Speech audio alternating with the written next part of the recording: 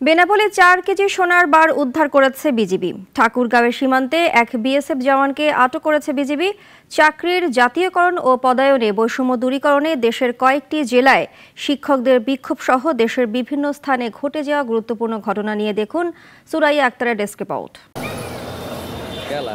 আগুনে পুড়ে যাওয়া কক্সবাজার জেলা বিএনপির কার্যালয় পরিদর্শনে যান বিএনপির স্থায়ী কমিটির সদস্য সালাউদ্দিন আহমেদ। এ সময় তিনি রাষ্ট্র সংস্কারের পাশাপাশি নির্বাচনী রোডম্যাপ প্রয়োজন বলে আহ্বান জানান।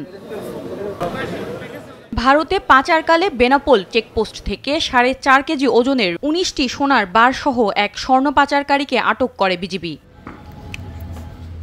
ঠাকুরগাঁওয়ের সীমান্তে অবৈধ অনুপ্রবেশের দায়ে এক বিএসএফ জওয়ানকে আটক করেছে বিজিবি। বিএসএফ সদস্য গরু ছাগল তাড়ানোর জন্য ভুল করে জিরো লাইন ক্রস করেছে বলে ধারণা করা হয়। বিজিবি ও বিএসএফ কর্মকর্তাদের আলোচনার পরিপ্রেক্ষিতে তাকে ফেরত দেওয়া হয়।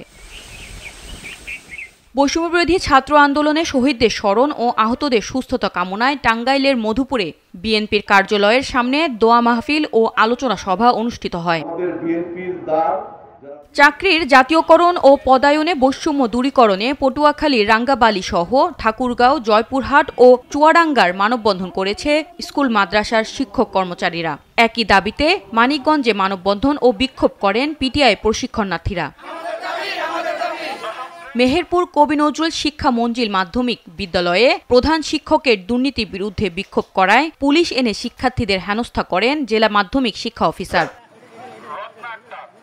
দিনাজপুরের সেতাবগঞ্জ সুগার মিলস পুনরায় চালু করার দাবিতে মানববন্ধন ও পথসভা অনুষ্ঠিত হয়েছে। চিনির কলের আধুনিকায়ন সহ পুনরায় চালুকরণের দাবি জানানো হয়। সুরাইয়া আক্তার, নাগরিক। 250টিরও বেশি ডিজাইন অপশন নিয়ে ওয়ালটন স্মার্ট ফ্রিজ, বোঝে আপনার প্রয়োজন।